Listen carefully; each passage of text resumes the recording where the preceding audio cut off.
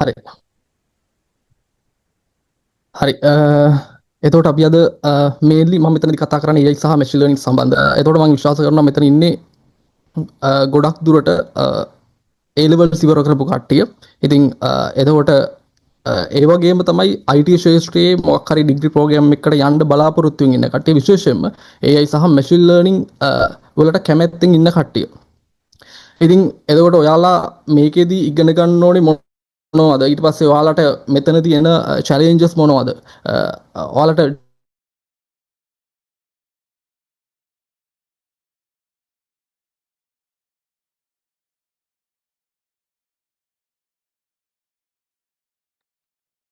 දිනේෂ් මම හිතන්නේ මයික් එක පොඩ්ඩක් මියුට් වුණා.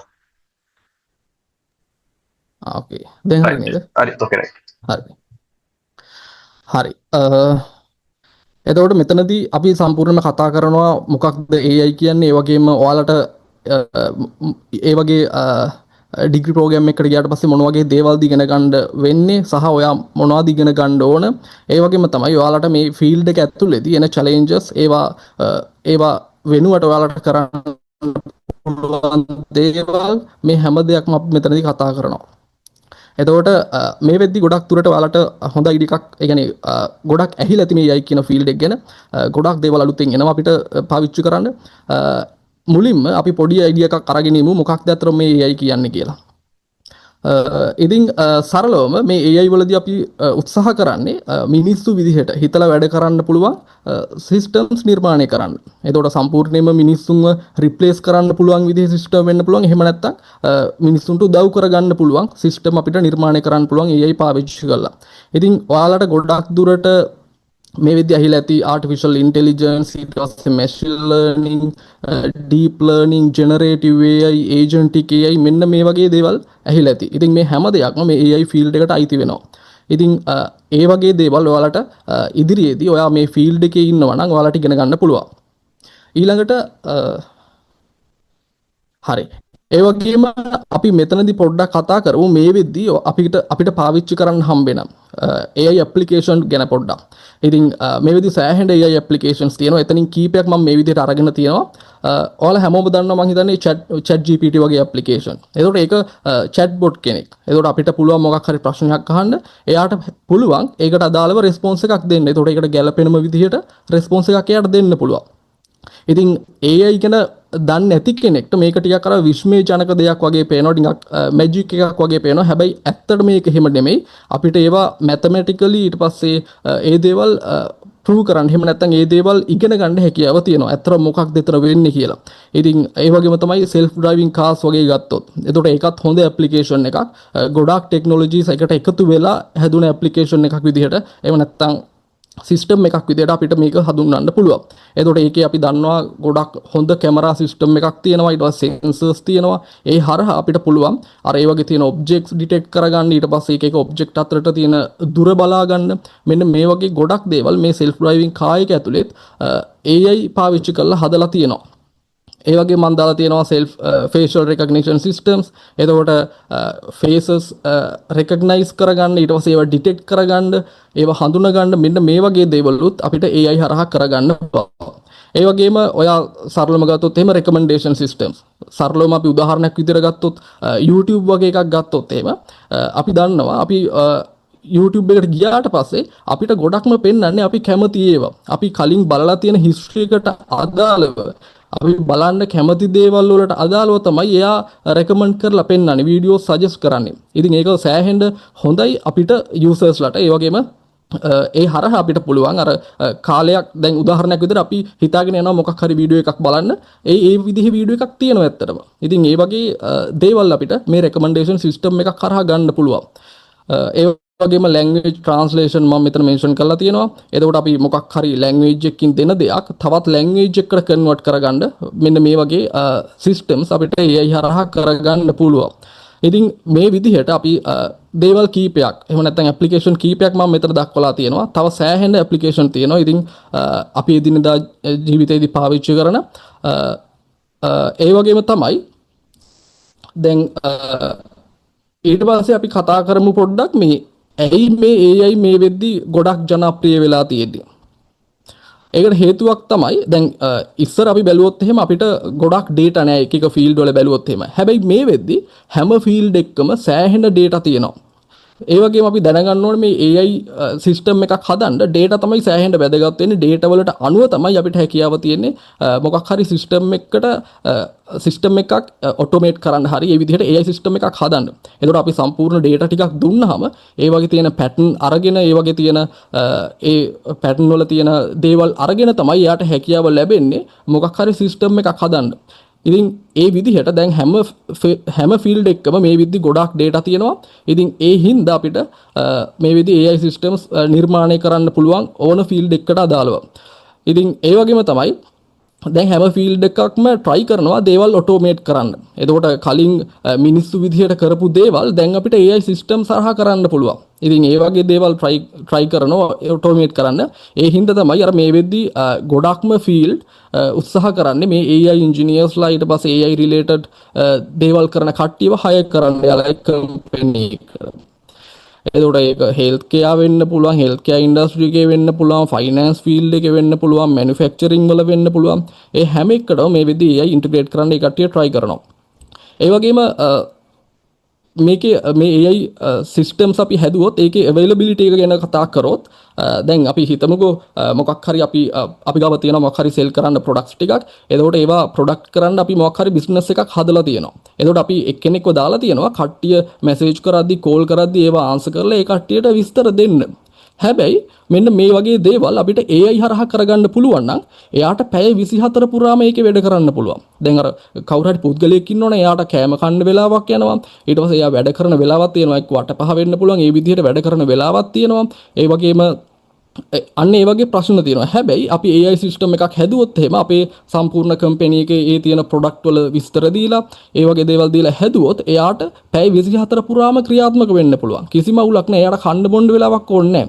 ඉතින් මෙන්න මේ වගේ සෑහෙන වාසි තියෙනවා මේ AI එක අපි අපේ බිස්නස් වලට හරි අපේ කම්පැනිස් වල මොකක් හරි ටාස්ක් එකකට හරි AI පාවිච්චි කරනවා නම්. ඒ වගේම අපි කලින් කතා කරා වගේම ඉක්මනට ඩිසිෂන් ගන්න ඒ වගේ හැකියාව ගොඩක් මේ AI හරහා තියෙනවා. ඉතින් ඒ වගේම තමයි repetitive task අපිට manage කරගන්න පුළුවන් මේ AI හරහා.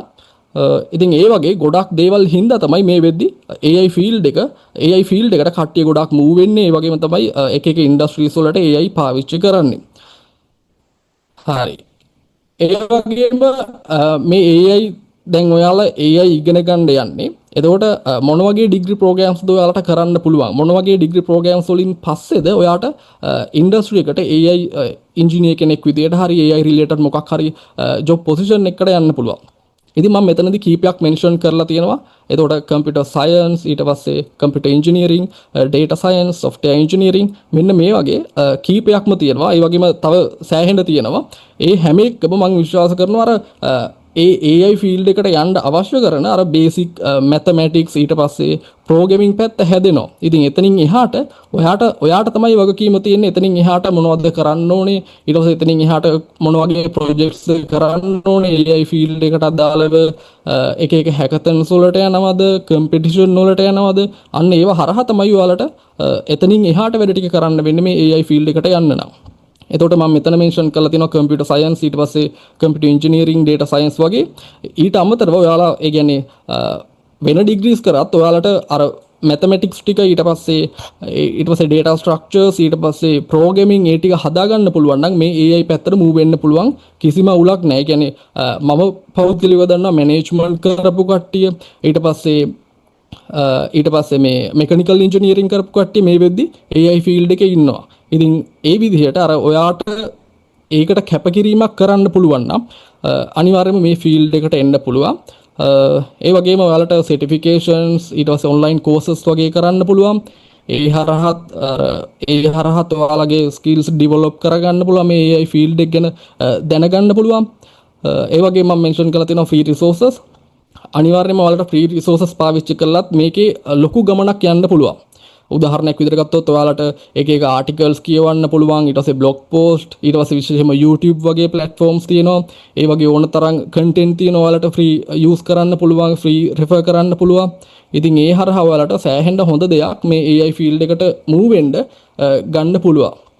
AI ෆීල්ඩ් එකේ දේවල් ඉගෙන ගන්න පුළුවන්. හරි. ඊළඟට අපි බැලුවොත් මේකේ රෝඩ් මැප් එකක් මම පොඩ්ඩක් හදලා තියෙනවා. එතකොට මෙන්න මේ දේවල් තමයි ඔයා සාමාන්‍යයෙන් කරන්න ඕනේ මේ AI ෆීල්ඩ් එකට යද්දී. එතකොට විශේෂයෙන්ම මැතමැටිකල් ෆවුන්ඩේෂන් එකක් ඔයා හදා ගන්න ඕනේ. එතකොට A level මැත්ස්ම කරන්න ඕනේ ඇත්තටම. මම දන්න කට්ටිය ඉන්නවා බයොලොජි කරලා ඊට පස්සේ සොෆ්ට්වෙයාර් ඉංජිනේරින් ඊට පස්සේ AI ෆීල්ඩ් එකට ගිහිල්ලා ඉන්න කට්ටිය. ඉතින් මැතමැටිකල් ෆවුන්ඩේෂන් එකක් ඔයාට හදා ගන්න පුළුවන් නම් ඊට පස්සේ ප්‍රෝග්‍රෑමින් ෆන්ඩමෙන්ටල්ස් ටික හදා ගන්න පුළුවන් නම් ඇත්තටම මේ AI ෆීල්ඩ් එකට ඔයාට එන්ටර් වෙන්න පුළුවන්. එතනින් එහාට අපිට දැන් මේ මැතමැටිකල් ෆවුන්ඩේෂන් එක හරහා ඔයාට පුළුවන් එක එක AI පැත්තේ තියෙන ඇල්ගොරිතම්ස් කොහොමද වැඩ කරන්නේ කියලා දැනුවත් වීමක් ගන්න. එතකොට ඒවා වැඩ කරන විදිහ, ඒවා මොන වගේ දේවල් වලටද අපිට පාවිච්චි කරන්න පුළුවන්, ඒ වගේ අයිඩියා එකක් ගන්න පුළුවන්. හැබැයි ඔයා ඒවා ඉගෙන ගත්තට ඒවා මොකක් හරි ප්‍රෝග්‍රෑම් එකක් විදිහට හදන්න පුළුවන් වෙන්න ඕනේ. ඒක සිස්ටම් එකක් විදිහට හදන්න පුළුවන් වෙන්න ඕනේ. ඒ හින්දා තමයි ඔයාට ප්‍රෝග්‍රෑමින් ෆන්ඩමෙන්ටල්ස් ඕනේ. එතකොට ප්‍රෝග්‍රෑමින් හරහා තමයි අපි ඒක කරන්නේ.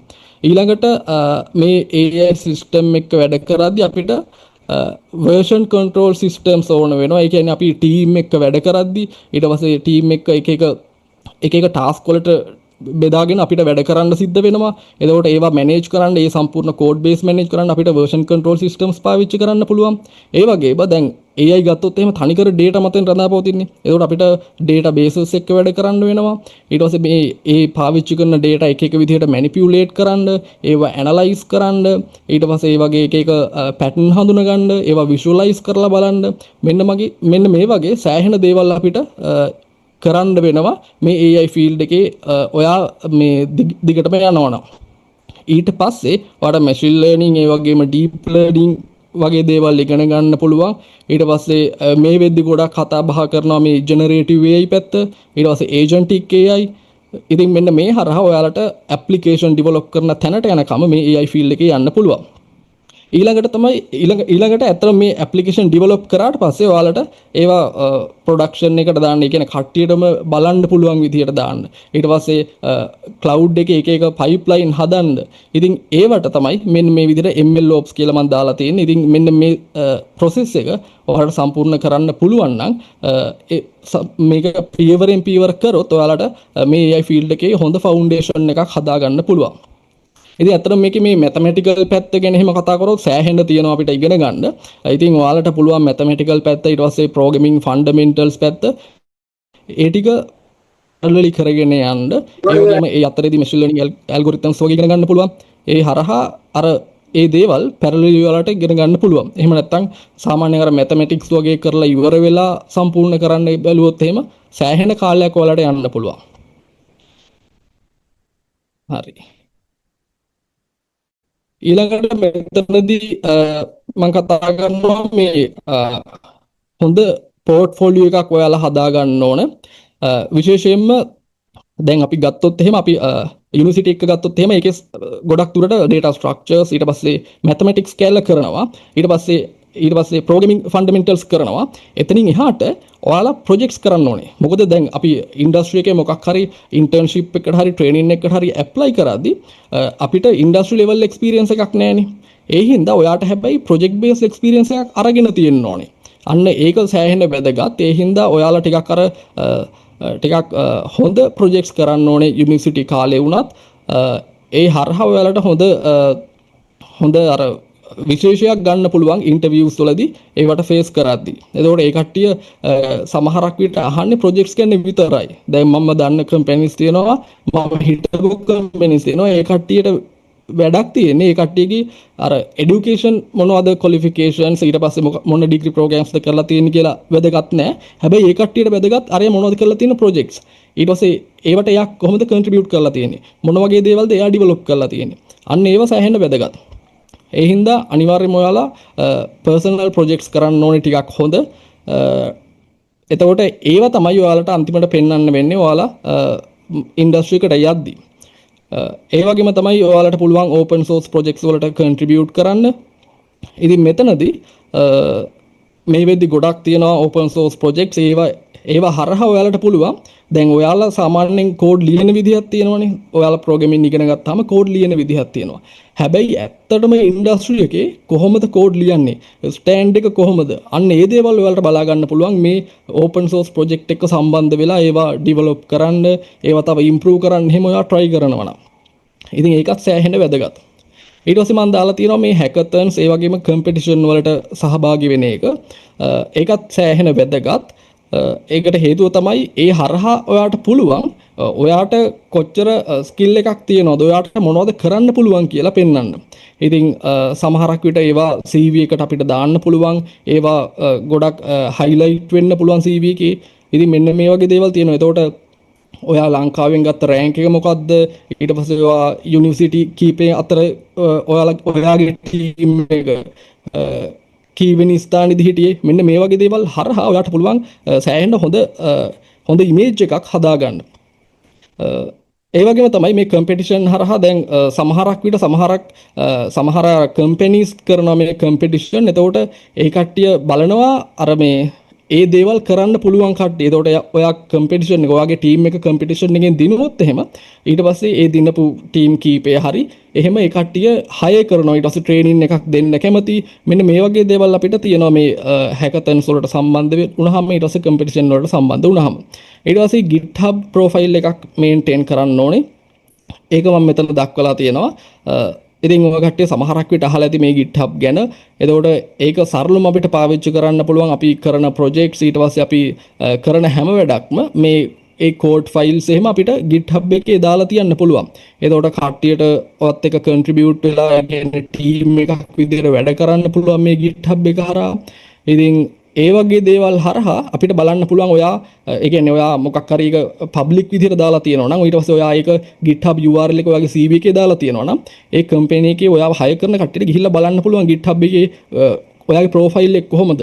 ඔයා මොන වගේ ඩෙවලොප්මන්ට් කරලා තියෙන්නේ? ඔයා මොකක් හරි ප්‍රොජෙක්ට් එකකට කොහොමද සම්බන්ධ වෙලා තියෙන්නේ? ඒ වගේ දේවල් අපිට බලන්න පුළුවන් ඔයා ඒ විදිහට GitHub එකක් මැනේජ් කරලා ඒ දේවල් කරලා තියෙනවා නම්. ඊළඟට මම දාලා තියෙනවා පර්සනල් වෙබ්සයිට් එකක් ගැන. ඉතින් මේකත් වැදගත්. ඒ කියන්නේ මම හිතනවා හැමෝටම නෑ වෙබ්සයිට්ස් ඒ විදිහට. ඉතින් ඔයාට ඒ විදිහට වෙබ්සයිට් එකක් මේන්ටේන් කරන්න පුළුවන් නම් ඒක සෑහෙන වැදගත්. ඒක සෑහෙන ප්ලස් පොයින්ට් එකක් වෙන්න පුළුවන්. ඉතින් ඒකෙත් ඔයාට ඔයාගේ විස්තර ඊට පස්සේ contact details ඒ වගේම ඔයා කරලා තියෙන projects විශේෂයෙන්ම ඔයාලට ඒ projects දාන්න පුළුවන්. එතකොට ඒ related project යන companies තියෙනවා නම් ඔයාලව hire කරනවා. ඊට පස්සේ ඔයාලට call කරලා එක projects දෙනවා. මෙන්න මේ වගේ දේවල් වෙන්න පුළුවන් මේ වගේ personal website එකක් maintain කරන එකෙන්. ඊට පස්සේ හොඳ social media profile එකක් maintain කරන එකෙන්. උදාහරණයක් විදිහට ඔයාලට LinkedIn වගේ use කරන්න පුළුවන්. LinkedIn වලදී අපිට හොඳ professional profile එකක් maintain කරන්න පුළුවන්. ඒ හරහා හොඳ connection ටිකක් හදා ගන්න පුළුවන්. ඉතින් ඒකත් සෑහෙන වැදගත්. ඊළඟට මම දාලා තියෙනවා content creation content writing කියලා. ඉතින් මෙතනදී දැන් ඔයාලා යුනිවර්සිටි එකකට ගිහිල්ලා ඉගෙන ගන්න දේවල් ඔයාලට පුළුවන් contents විදිහට social media වලට දාන්න. ඒතකොට ඔයා මොනවද ඉගෙන ගත්තේ? ඊට පස්සේ ඔයා එතනින් මොන වගේ දෙයක්ද සමාජය දුන්නේ, මොන වගේ solution එකක්ද හැදුවේ මොකක් හරි problem එකකට අදාළව. ඉතින් ඒකත් සෑහෙන වැදගත්. එතකොට ඒකටත් ඔයාලට use කරන්න පුළුවන් LinkedIn වගේ platforms, ඊට පස්සේ YouTube වගේ platforms, ඊට පස්සේ ඒ වගේම articles ලියන්න පුළුවන්. මේ හරහා ගොඩක් හොඳ opportunities ඔයාට ගන්න පුළුවන්. එතකොට සමහරක් විට ඔයා දැන් LinkedIn එකේ මොකක් හරි දෙයක් දැම්මොත් ඔයා ඉගෙන ගත්ත දෙයක්. ඒකේ වැරද්දක් තියෙනවා නම් කවුරු හරි ඒක පෙන්නලා දෙනවා. ඊට පස්සේ ඒකට තව ඉම්ප්‍රූව් වෙන්න දෙයක් තියෙනවා නම් සමහරක් විට තව කෙනෙක් වෙන අයිඩියා එකක් දෙනවා. එතකොට ඒකත් ඔයාට එතනින් ඩෙවලොප් කරන්න පුළුවන්. මෙන්න මේ වගේ අර ඔයාගේ නොලෙජ් එක ෂෙයා කරගන්න එක සෑහෙන වැදගත්. ඉතින් මෙන්න මේවා ටික හරහා ඔයාලට ඇත්තටම පුළුවන් අර ඔයාගේ පෝර්ට්ෆෝලියෝ එක ගොඩක් ස්ට්‍රෝං විදියට හදාගන්න. එතකොට personal projects ඊට පස්සේ open source project වලට contribute කරන එකෙන් competition වලට යන එකෙන් මෙන්න මේ වගේ දේවල් සෑහෙන වැදගත් ඔයා ඉස්සරහට යද්දි. හරි. ඊළඟට මම දාලා තියෙනවා මෙතනදී ඔයා AI field එකේ ඉන්නවා නම් ඊට පස්සේ ඔයා AI field එක ඔයා AI ෆීල්ඩ් එක වෙනුවෙන් වැඩ කරොත් ඔයාට ඉදිරියේදී යන්න පුළුවන්, ඉදිරියේදී ළඟා කරගන්න පුළුවන් එක එක ජොබ් රෝල්ස්.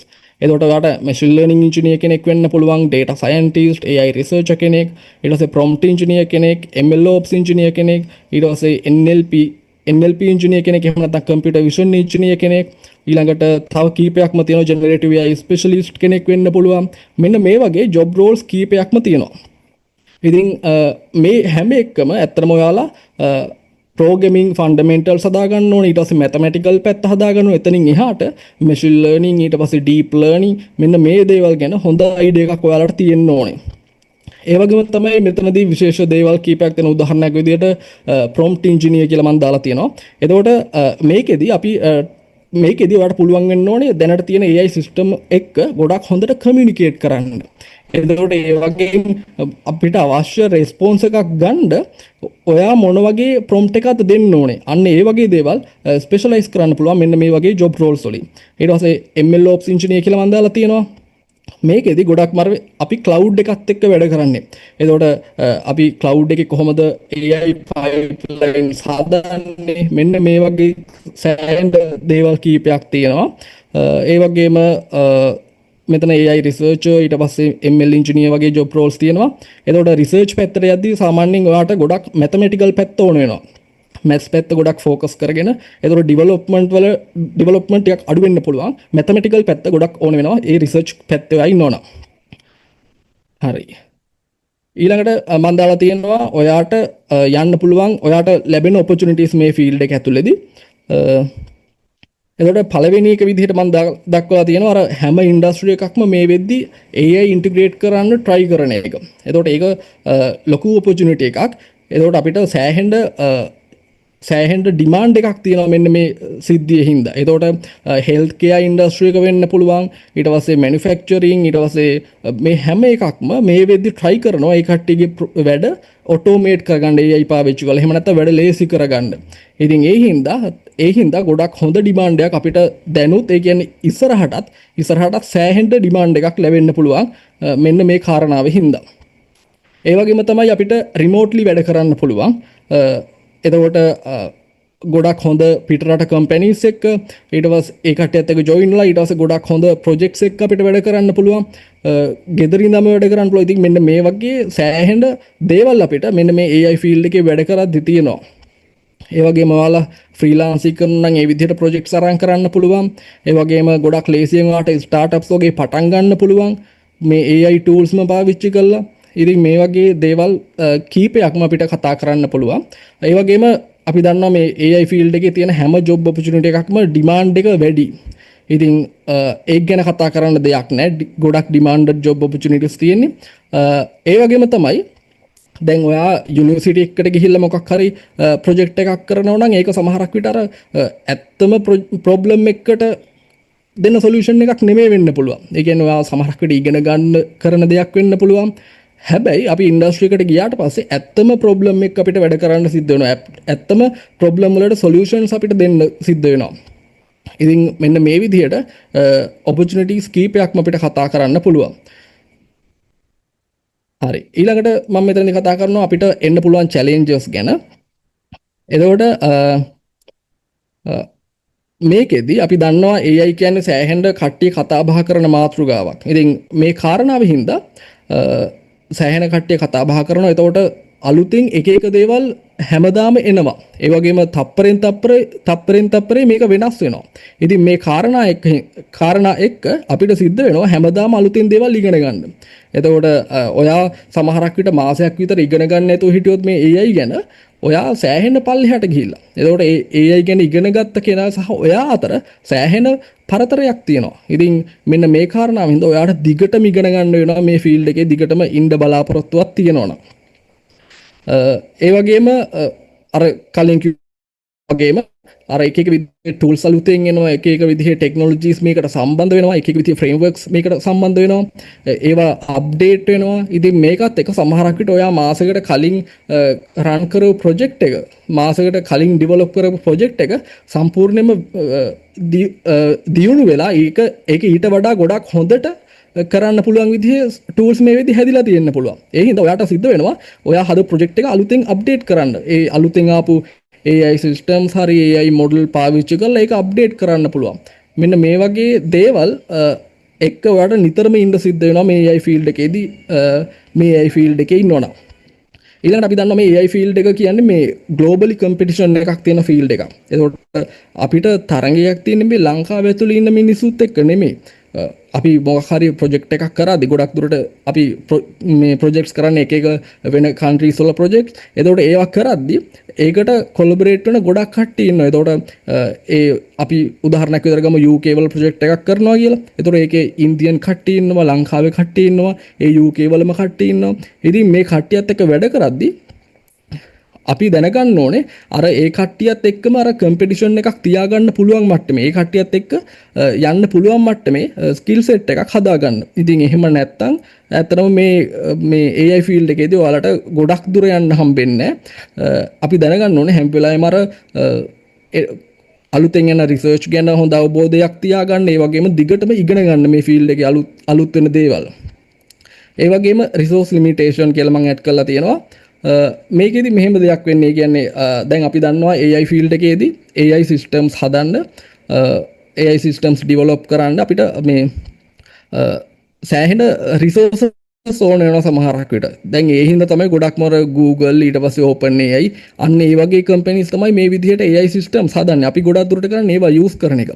ඉතින් ඒ වගේ ප්‍රශ්න තියෙනවා. ඒ හින්දා අපි ගොඩක් දුරට ඒ වගේ මොඩල්ස් නිර්මාණය කරන්නේ. ඒකට ගොඩක් ලොකු කම්පියුටිං රිසෝසස් ඕනේ. ඊළඟට ගොඩක් ලොකු මෙමරි එකක් ඕනේ. මෙන්න මේ වගේ ප්‍රශ්න තියෙනවා අපිට. ඉතින් ඒකට අපිට ගොඩක් හොඳ සොලියුෂන්ස් විදිහට අපිට OpenAI ලගේ ටූල්ස් පාවිච්චි කරන්න පුළුවන්. ඒ මොඩල්ස් පාවිච්චි කරන්න පුළුවන්. ඊට පස්සේ cloud services පාවිච්චි කරන්න පුළුවන්. මෙන්න මේ වගේ දේවල් අපිට කරන්න පුළුවන්. හරි. එතකොට මම හිතනවා ඔයාලට දැන් හොඳ අයිඩියා එකක් ඇති කියලා මේ AI ෆීල්ඩ් එකේ අපි මොන වගේ දේවල්ද ඉගෙන ගන්න ඕනේ මොන වගේ දේවල්ද කරන්න ඕනේ ඒ වගේම මොන වගේ ස්කිල්ස්ද ඩෙවලොප් කරගන්න ඕනේ ඒ වගේම තමයි මේ එන චැලෙන්ජස් සහ ඒවට මොන වගේ දේවල්ද අපි කරන්න ඕනේ කියලා. හරි. ඉතින් දැන් ඔයාලා පුළුවන් මොන හරි ප්‍රශ්න තියෙනවා නම් අහන්න. දිනේෂ් ගෙදත්තිය මේ පුළුවන් හැමෝම අපේ ෆීඩ්බැක් එකක් දෙන්න දිනේෂ්ගේ සෙෂන් එකේදී ඔයගලන්ට ඉම්පෝර්ට් නානම් ඔයගලන්ගේ දේවල් වලදී සහ දිනේෂ් දැන් ඔයගලන්ගේ කිව්වේ ඔයගලන්ට ඔයගොල්ලෝ අහන ප්‍රශ්න වලට උත්තර දෙයි මේ සයිඩ් එකේ ඔයගොල්ලන්ට කැරි එක හදා ගන්න කොහොමද කියන දේවල් සම්බන්ධයෙන් ඒ වගේම පුළුවන් හැමෝම මේ ෆීඩ්බැක් ෆෝම් එකක් ෆිල් කරලා මේ කොටසට අදාළව ඔයගලන්ගේ ෆීඩ්බැක් එකක් දෙන්න. right ප්‍රශ්න කිහිපයක් තියෙනවා දිනේෂ් වාගේ පැත්තෙන් සයිඩ් එකේ ප්‍රශ්න වගේක් තියෙනවා වාට ආන්සර්ස් දෙන්න පුළුවන්ද මම මගේ සයිඩ් එකෙන් ඔව් හරි අහමු නේද chat එකේ දාගෙන යනවා මම හිතන්නේ කොහෙද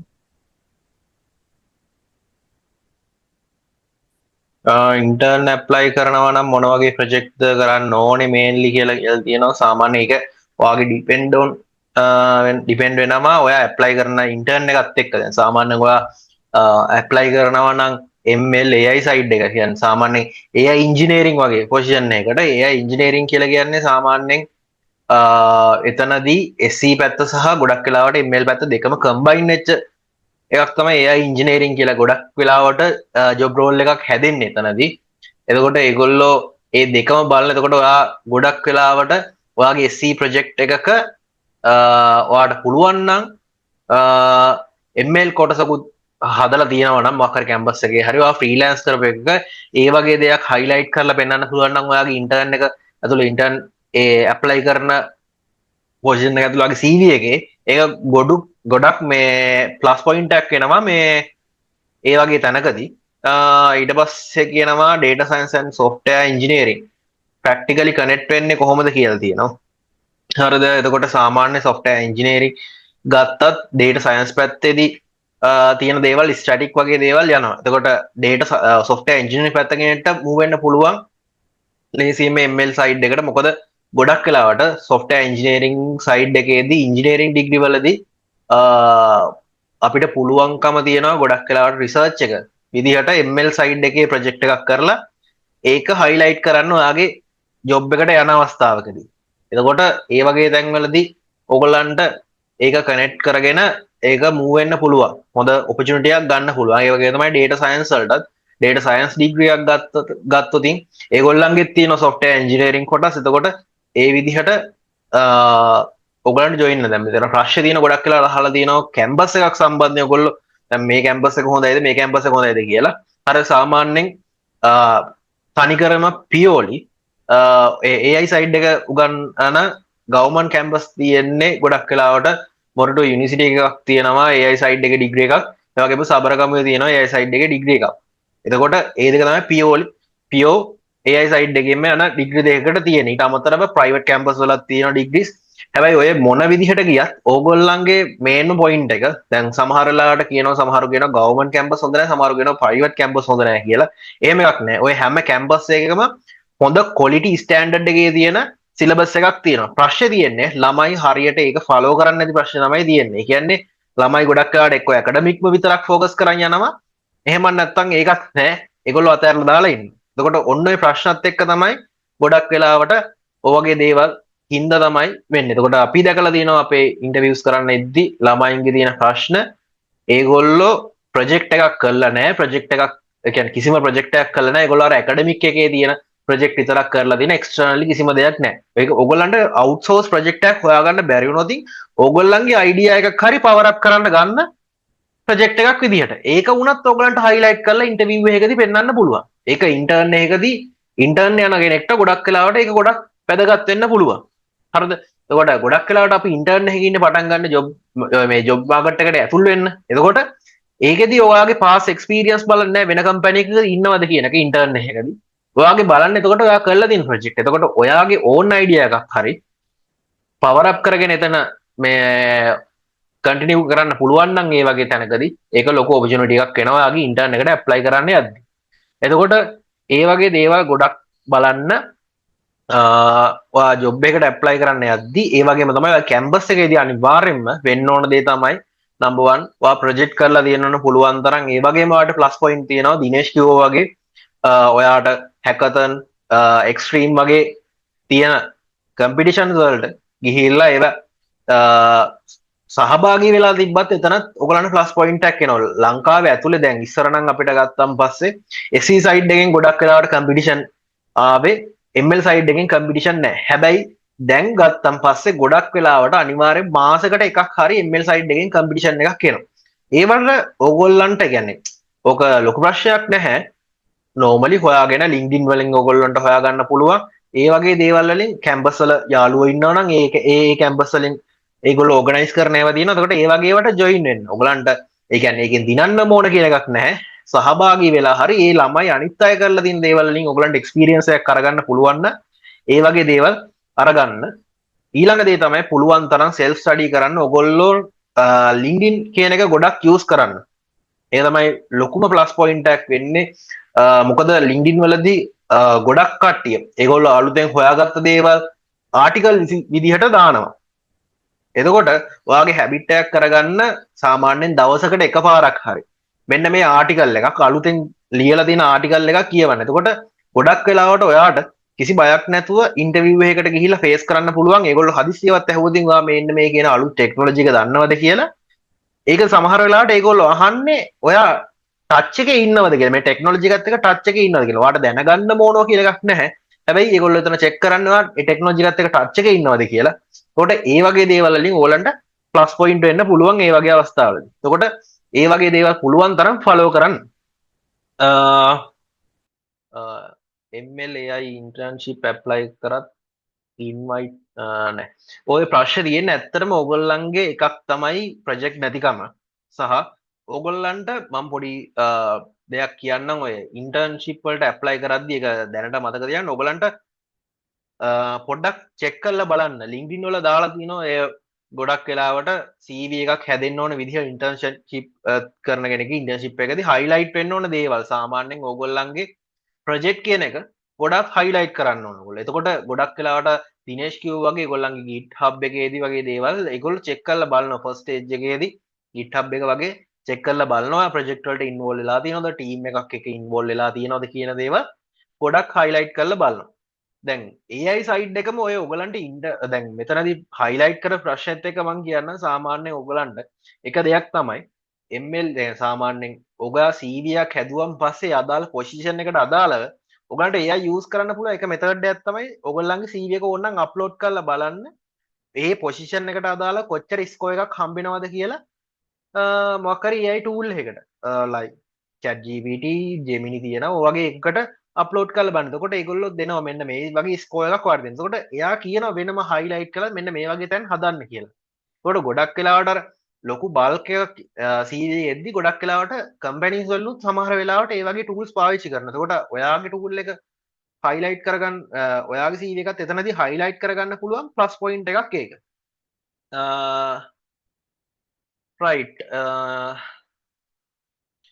ඊළඟට ගොඩක් කට්ටිය අහලා තියෙනවා මේ bit ඩිග්‍රී සම්බන්ධයෙන් මොරා බිට් එක ඊට පස්සේ කොළඹ බිට් එක වගේ දේවල්. එතකොට ඔයගොල්ලන්ට ඉන්ඩස්ට්‍රි එකේ ඕන තරම් කට්ටිය හොයාගන්න පුළුවන් මේ බිට් එක කරලා ලොකු ලෙවල් වලට ගියමු කට්ටිය ඉන්නවා.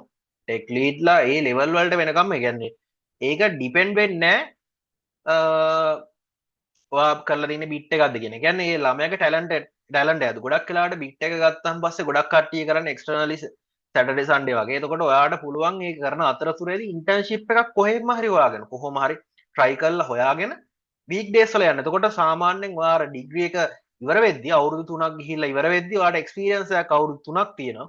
එතකොට ඔයාගේ කැරියර් එකත් අර සාමාන්‍ය කෙනෙක් ඒ කියන්නේ normal කැම්පස් එකකින් අවුට් වෙන කෙනෙක් කියන්නේ normal ඩිග්‍රී එකක් කරලා අවුට් වෙන කෙනෙක් විදිහටම ඔයාට කියන්න පුළුවන්. ඒකට ඔයාගේ අර බිට් එකක් කරා කියලා ඔයාගේ quality එක අඩු වෙන්නේ නැහැ. ඔයා ඔයාගේ පැත්තෙන් quality එක හදාගෙන තියෙන. ඊට පස්සේ ගොඩක් අයට බිට් එකක් කියන අවුරුදු 3යි. ඊට පස්සේ top up degree එකක් කරගෙන ඔයාට එහෙම නැත්නම් master එකක් කරගෙන ඔයාගේ තවත් value එක additional ගන්න පුළුවන්. right. මම ඉතුරු ප්‍රශ්න වලට දාන මේ දිනේෂ් ඔයාගේ සයිඩ් එකෙන් මොන හරි ප්‍රශ්න වලට answers තියෙනවද? ඔයාට. hello දිනේෂ් මාව එනවා. එනවා මේන්ලි ඒ ටික තමා නේද කියන්න තියෙන්නේ.